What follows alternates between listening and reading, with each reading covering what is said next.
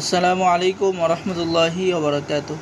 সম্মানিত দর্শক শ্রোতা, আজকের ভিডিও দেখতে পারছেন হাজিরাতের চাবি, লেখক মুফতি নাইমুল ইসলাম ফরিদপুরি।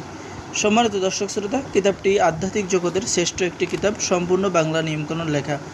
এই কিতাবের মধ্যে আপনি পেয়ে যাবেন প্রায় 33টা হাজিরাত। এখানে পেয়ে যাচ্ছেন চোখ দর্পণের মাধ্যমে রোগ পরীক্ষা করার নিয়ম। 26 নম্বর হাজিরাত কালো সুতা মেপে রোগ পরীক্ষা করার নিয়ম।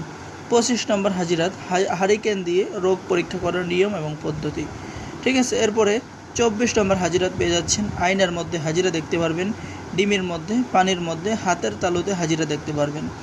এখানে যে আমল বা পদ্ধতি, সমস্ত আমল বা পদ্ধতি বাংলা নিয়মকানুন লেখা আছে। মাত্র এই দোয়াটি 28 বার পড়লেই আপনার হাজিরা শুরু হয়ে যাবে।